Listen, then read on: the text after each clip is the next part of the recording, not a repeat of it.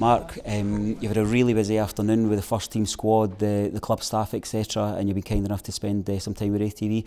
Let's start at the beginning. Tell us a wee bit about yourself, tell us a wee bit about the project and why you've been engaged to meet everyone here at Starts Park. I've actually been involved in mental health support work for some 8 years, actually as a result of an incident from a player at the football club here, Christian Nadi.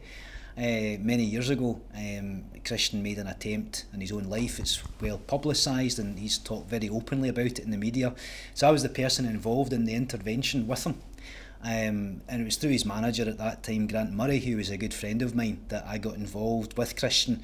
And it made me realise at that time that I needed to be further upskilled in the whole area of mental health, but more from the point of view that so much of the talk around mental health is around mental illness intervention. But I'm really interested in mental illness prevention. I'm really interested in people improving the function and health of their brains and giving them practical tips how to do that. So that's really what today was about. What we see is within the football environment is highs and lows like no other profession I can certainly think of, from at one moment your name's being sung to the next moment you're being booed down the tunnel and everything in between. Has that been a journey that you've seen across the years of doing this work, where there is a growing sense that actually these are people as well as athletes? Absolutely, and I think over the years coaching styles have changed to reflect that. In the past it was very much about getting a player physically fit, and so looking at his tactical understanding, looking at his physical fitness, looking at his stature, looking at his energy levels, and then they began to realise the importance of psychology and where a player's mindset was, and so we started to talk a lot more about sports psychology.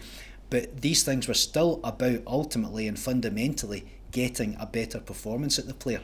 But if you look at the very top managers and coaches today, what you see is managers that recognise that the players are human beings and value them as human beings first and foremost, and actually get to know them as people. And valuing them as people, taking cognizance of all their surroundings, how their family life is working out, how they're, all these kind of things, but taking cognizance of their general life and how that impacts upon how they're going to perform, at the weekend. And I think the more managers do this, the more they actually value the person as an individual and not just as what he might potentially produce as a player, then actually they get a better player out of that. In terms of supporters who will primarily be watching into RaithTV to say, what's this feature about? What would your message be to supporters who are viewing in? Yeah, I guess I would ask them to not dehumanise the players. I know it's a natural thing to do. You don't know them personally, but don't dehumanise them, because they're human beings the same as you, and any abuse that you shout at them or write about them in social media, believe it or not, that has a big impact upon the brain chemicals, and it can actually be demotivating, devaluing, and as a result of that, you're actually not helping them put in the performances that you'd love to see from them. So be what you're supposed to be, which is supporters, and get behind your team, and you'll actually find that they'll perform better as a result of that. Colin, we've had Mark Fleming along from Mental Health Scotland today, speaking with all the club staff, including the full playing squad. Tell me, what are the benefits? What was the thinking behind the invitation?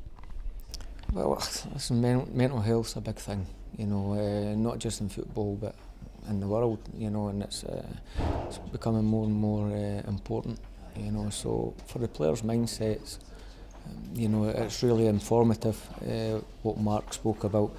From players go through highs and lows, on a daily basis, not a weekly basis, and it's for them it's important to know that there's mechanisms there that they can do on their own that will help improve their mental well-being, but also there's people that they can talk to and shouldn't feel ashamed, of how they're feeling, because there's a lot of people like that.